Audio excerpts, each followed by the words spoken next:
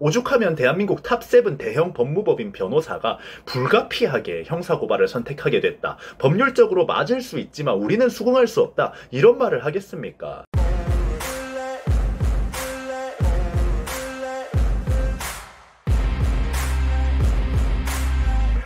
자, 유튜브 시청자 여러분들 반갑습니다. 인중입니다. 19일 토요일 그것이 알고 싶다 방영을 하루 놔둔 지금 전홍준 대표님이 고발을 당했습니다.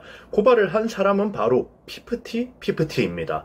최근 법원에서 준 마지막 기회 2차 조정, 피프티 멤버들은 2차 조정에도 묵묵부답 협의 없음으로 일관을 했습니다. 심지어 어떤 말까지 했냐면 우리 계약을 파기시켜주면 그때부터 협의점을 찾겠다. 계약 파기를 해주지 않는다면 우리는 협상을 볼 생각이 없다 라면서 전 대표님의 마지막 바람까지 부셔버린 건데요.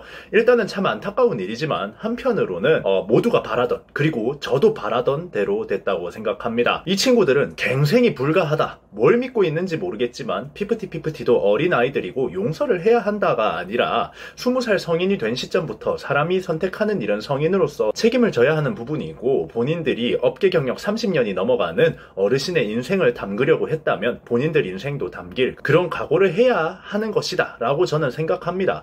저는 정말 인터넷에서 욕을 많이 먹는 사람입니다. K-팝에 대해서 쓴소리를 거침없이 하기 때문이죠. 어떤 가수든 어떤 아이돌이든 어떤 K-팝 업계인이든 안 좋은 시스템, 안 좋은 행위를 했을 때 과감하게 쓴소리를 합니다. 그러면 그게 맞는 말이든 틀린 말이든 누군가는 상처를 입을 수 있는 부분이죠. 그렇기에 저도 욕을 먹습니다. 쟤는 뭔데? 제가 뭔데? K-팝 씬에 쓴소리를 하고 내가 좋아하는 가수를 비판하냐라고 말이죠. 그래서 인터넷에서 누군가가 내 욕을 하고 누군가가 악플을 달아도 내가 응당 겪어야 할 일이다 라고 생각하고 넘어갑니다. 그게 누군가를 비판하는 자의 책임이라면 책임이겠죠. 이 부분은 제가 선택한 겁니다. 성인인 제가 누군가가 비판할 걸 감수하고라도 내가 할 말 하겠다 라고 하는 거죠. 피프티도 같은 맥락으로 받아들여야 합니다. 이 친구들은 성인이고요. 그들이 전홍준 대표님의 인생을 망치려고 했다. 본인들이 생각하기에 부당한 점이 있어서 그걸 까발렸고 그걸로 한 사람의 인생이 망가질 수도 있는 그런 부분이라면 그것이 많은 사람들이 바라봤을 때 헛소리가 된 지금 그 책임은 본인들이 겪어야 하는 것이겠죠. 폭로를 하고 잘못된 폭로였다는 게 들통났으면 거기에 대해서 사과하고 그걸 어떻게든 풀어가 보려고 하는 게 아니라 집에 콕 박힌 채 엄마 아빠 등 뒤에 숨어서 나 조정 자리에 안 나갈 거야. 엄마 아빠가 대신 나가줘. 아몰랑 시전해버리고 2차 조정인 마지막 시기에도 아몰랑 우린 계약 파기해주면 그때부터 대화할 거야. 이래놓고 나중에 문제 생기면 저희가 어려서 몰랐습니다 하면 될 것 같나요? 요즘은 촉법 소년들도 용서하면 안 된다라는 사람들이 대부분입니다. 13세인 친구들이 한 나쁜 행위에 대해서도 용서하면 안 된다라는 사회적 분위기에서 20살 넘은 성인이 한 사람의 인생을 절벽으로 밀어 넣어버렸습니다. 어리니까 용서해줘야 된다. 뭘 몰랐을 것이다. 몰랐으면 입 다물고 있었어야죠. 저는 이해할 수 없는 것 같아요. 뿅. 자, 거기에 이어서 이제는 피프티 멤버들이 전홍준 대표님을 고발까지 했습니다. 고발을 하면서 피프티가 이번 사태에 대해서 처음으로 입장문을 내놓았는데요. 그 입장문과 피프티 변호를 맡고 있는 바름의 이야기를 좀 들려드리면서 제 생각도 이야기를 해보려고 합니다. 이러한 어려움 속에서도 저희는 반드시 밝혀내야 하는 진실이 있다고 생각하고 있다. 팬 여러분들께서도 저희를 이해하고 더 크게 응원해 주시리라고 굳게 믿고 있다. 현재 보도되고 있는 언론기사 SNS에는 사실이 아닌 내용이 너무나 많다. 그런데도 저희는 그간 전속계약 해지와 관련해 언급을 자제해왔다. 이것은 그간 보도된 언론기사를 인정하거나 받아들였기 때문이 아니다 라면서 억울함을 호소했다. 피프티 멤버들은 이 진실이 무엇인지 구체적으로 언급하지는 않으면서도 이날 어트랙트의 전홍준 대표를 배임 혐의로 고발했다. 멤버들은 현재 저희 멤버 전원은 한마음 한뜻으로 뭉쳐 서로를 의지하며 굳건히 버티고 있다. 저희의 간절한 바람은 신뢰할 수 있는 환경에서 진정성 있는 아티스트로 활동하는 것이라며 계획을 밝혔다. 자, 기사에서도 이야기를 하고 있듯이 뭐가 잘못됐는지는 이야기를 못합니다. 뭐가 전홍준 대표님의 잘못인지 이야기를 못하는 거예요. 그저 우리는 좋은 환경에서 활동하고 싶다라고 이야기를 하고 있습니다.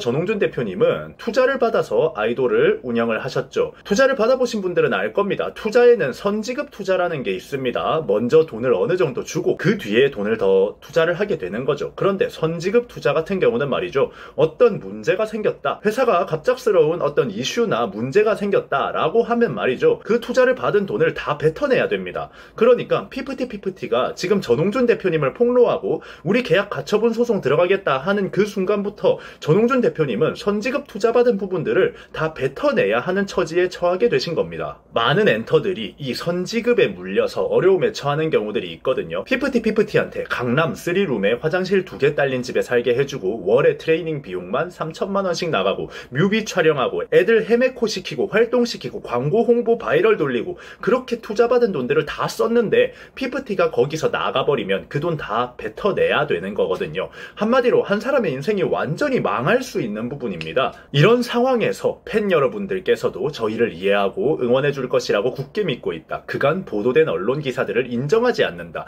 이런 소리나 하고 있는 겁니다. 생각이라는 게 있는 친구들이면 이럴 수가 없는 거죠. 자기들이 받은 부분은 하나도 기억 못하고 저희의 간절한 바램은 신뢰할 수 있는 환경에서 진정성 있는 아티스트로 활동하는 것입니다. 이런 이야기나 하고 있으니 그대들의 진정성이 도대체 뭔지 저는 한번 물어보고 싶습니다.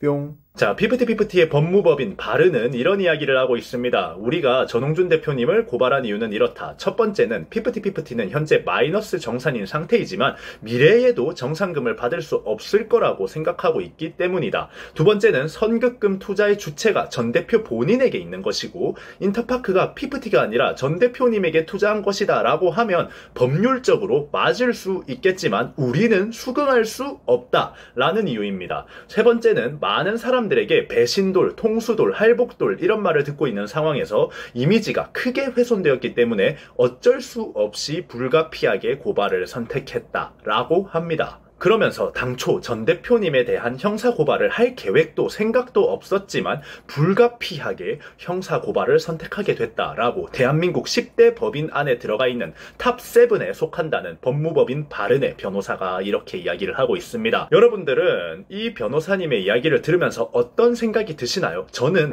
우리도 모르겠다. 일단 해달라니까 해줄게 하고 있는 모습으로 저는 보입니다.